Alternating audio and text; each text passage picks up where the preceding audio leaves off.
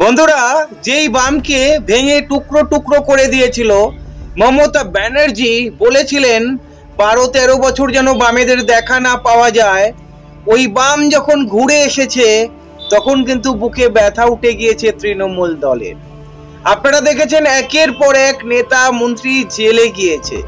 আপনারা দেখেছেন বিকাশ রঞ্জন ভট্টাচার্যের টিম কিভাবে মমতা ব্যানার্জির পিছনে পড়ে রয়েছে, টিএমসির দুর্নীতির পিছনে পড়ে রয়েছে।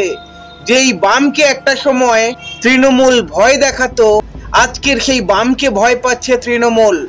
বন্ধুরা, আজকে যেই বামকে আপনারা দেখতে পাচ্ছেন, এর পেছনে রাজ্যের সিপিআইএম সম্পাদক মোহাম্মদ সেলিমের হাত অনেক বেশি রয়েছে।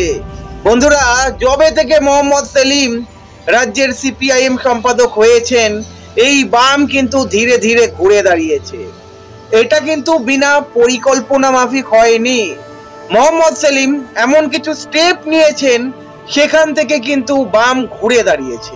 আপনারা দেখেছেন ছাত্র সংগঠন মানে এসএফআই কে ঘুরে দাঁড় করানোর জন্য এসএফআই এর মাথায় সৃজন ভট্টাচার্য, প্রতীকুর রহমানের মতো ছাত্র নেতাকে এনেছিল। আজকের দেখেছেন এই এসএফআই কোন জায়গায় রয়েছে। আজকের এই এসএফআই চোখে চোখ রেখে লড়তে শিখেছে। ডিওয়াইএফআই কে যদি দেখেন, হতে পারে আবাস রয় চৌধুরী রেকমেন্ড করেছেন মীনাক্ষী মুখার্জির নাম, কিন্তু মোহাম্মদ সেলিম ছাড়া কখনোই সম্ভব ছিল না যে ডিওয়াইএফআই এর সম্পাদক হবেন মীনাক্ষী মুখার্জি। আজকের দেখেছেন ডিওয়াইএফআই যেভাবে ঘুরে দাঁড়িয়েছে, এসএফআই যেভাবে ঘুরে দাঁড়িয়েছে, সিটু সংগঠনকে যেভাবে লড়তে শিখিয়েছে, সারা ভারত ক্ষেত মজুরি ইউনিয়ন দেখতে পাচ্ছেন কিভাবে কাঁপুনি ধরাচ্ছে শাসক দলকে। এর পেছনে কিন্তু মোহাম্মদ সেলিমের হাত অস্বীকার করা যায় না। মোহাম্মদ সেলিমের জন্যই আজকের সিপিএম পার্টি ঘুরে দাঁড়িয়েছে। আপনারা দেখেছেন 2021-এর পরে বাম কিভাবে ঘুরে দাঁড়িয়েছে।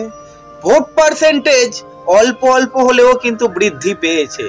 আর এই পঞ্চায়েতে আপনারা দেখেছেন বাম কিভাবে চোখে চোখ রেখে লড়েছে শাসক দলের বিরুদ্ধে। অনেক জায়গায় হয়তো ভয়ে প্রার্থী দিতে পারেনি, কিন্তু যেখানে যেখানে সংগঠন শক্তিশালী রয়েছে, যেখানে যেখানে বামেরা প্রতিরোধ গড়ে তুলেছে, আপনারা দেখেছেন শাসক দলের ঘুম উড়িয়ে দিয়েছে।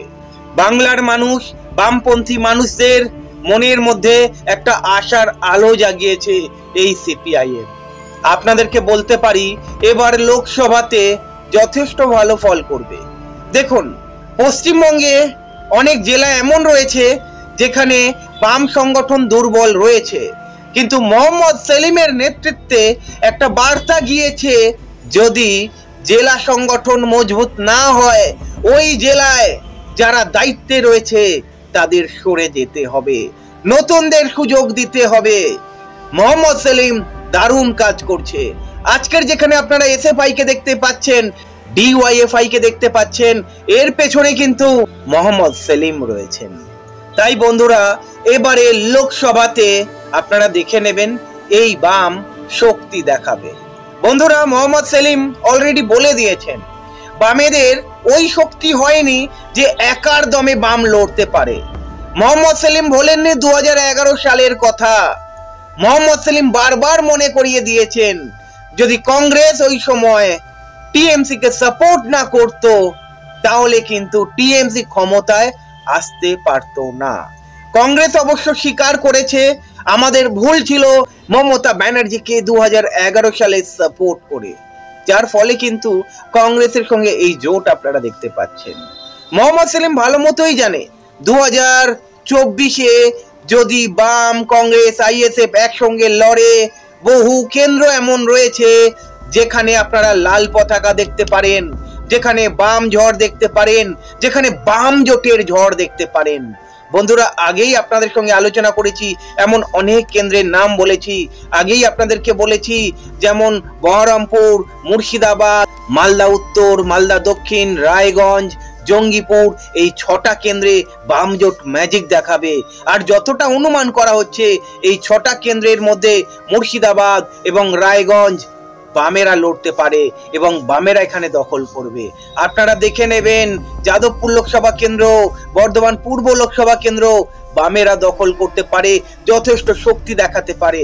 আপনারা দেখে নেবেন ডায়মন্ড হারবার, বসিরহাটে আইএসএফ এর ম্যাজিক। তাই এই বাম জোটকে হালকাভাবে নেওয়া যাবে না। এই বাম ঝড় আগামী দিনে আপনারা দেখতে চলেছেন। যাই হোক বন্ধুরা, টিএমসি এবং বিজেপি ভালো মতোই বুঝে গিয়েছে এই বাম সেই বাম নয়, ইয়ানি 2017-18 বাম নয়, এই বাম ঘুরে দাঁড়িয়েছে। আপনারা ইনসাফ যাত্রা দেখেছেন, আপনারা আবার দেখতে চলেছেন 13 তারিখে সারা ভারত ক্ষেত মজুর ইউনিয়নের পক্ষ থেকে বারুইপুরে মানে দক্ষিণ 24 পরগনায় সমাবেশ হতে চলেছে এই সামনের 13 তারিখে। প্রতিদিন বামেরা মিটিং মিছিল প্রতিটা জেলায় প্রতিটা গ্রামে হচ্ছে। বন্ধুরা, বামেদের পরিকল্পনা অনুযায়ী বামেরা কাজ করছে।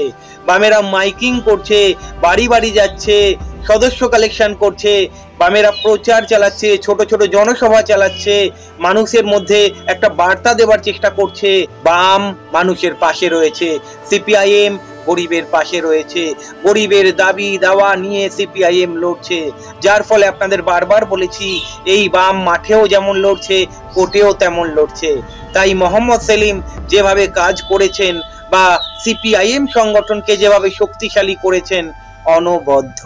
বন্ধুরা, আপনারা দেখছেন যে টিএমসির নেতারা একের পর এক জেলে যাচ্ছে, তাদের নামে কেস হয়েছে, দুর্নীতির কেস হয়েছে। এর পেছনেও কিন্তু মোহাম্মদ সেলিম রয়েছেন।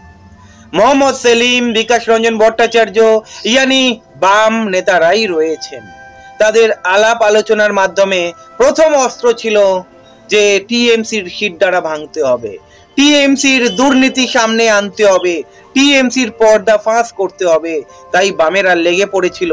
আপনারা দেখেছেন আজকে আপনাদের চোখের সামনে বামেদের দুর্নীতি সামনে রয়েছে।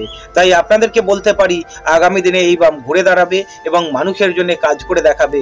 34 বছরে কিন্তু বাংলাতে অনেক কিছু করে গিয়েছে, আজকের হয়তো অনেকে স্বীকার করবে না। আপনারা যদি দেখেন কৃষিতে সারা ভারতের মধ্যে অন্যতম ছিল, আলু উৎপাদনে 2 নম্বরে ছিল, ধান উৎপাদনে 1 নম্বর ছিল, গম উৎপাদনে 1 নম্বর ছিল, আখ উৎপাদনে 1 নম্বর ছিল। ভারতবর্ষে কিন্তু একটা কৃষিতে বিপ্লব ঘটিয়েছিল আমাদের পশ্চিমবঙ্গে। শিক্ষা ক্ষেত্রেও কিন্তু ভারতবর্ষে অন্যতম স্থান দখল করেছিল পশ্চিমবঙ্গে। আপনারা যদি দেখেন শিল্প ক্ষেত্রেও কিন্তু বিপ্লব ঘটাতে চেয়েছিল বামেরা, কিন্তু 2011-তে বামেদের ক্ষমতা হারাতে হয়, কারণ মানুষের জন্য কাজ করতে গিয়েছিল। আর এখানে সত্যি হেরে গিয়েছে মিথ্যার কাছে। জানি যারা মানুষকে ভুল বোঝাতে পেরেছে তারাই জিতে গিয়েছে। যারা মানুষের জন্য কাজ করতে চেয়েছিল কিন্তু মানুষকে ভুল বোঝানোর ফলে একটা অংশের মানুষকে কাজে লাগিয়ে তখনকার বুদ্ধিজীবীরা মানুষকে বোকা বানিয়ে গিয়েছে। আজকের সেই বুদ্ধিজীবীদের দেখা যায় না। আর আপনারা যদি দেখেন রেড ভলেন্টিয়ার্স, আপনারা দেখেছেন নিশ্চয়ই করোনা কালে বামেদের রেড ভলেন্টিয়ার্স রাস্তায় পড়েছিল, মানুষের জন্য কাজ করে গিয়েছিল। আর অন্যদিকে নেতা মন্ত্রীরা ঘরের মধ্যে ঢুকে বসেছিল। মানুষ কবে বুঝবে, মানুষের চোখ কবে খুলবে? আপনারা জানেন শিল্প অঞ্চল, ব্যারাকপুর শিল্প অঞ্চলে কতগুলো চট কারখানা বন্ধ হয়ে গিয়েছিল। সিটুর দীর্ঘ আন্দোলনের ফলে সেই সকল চট কারখানা ওপেন হয়েছে।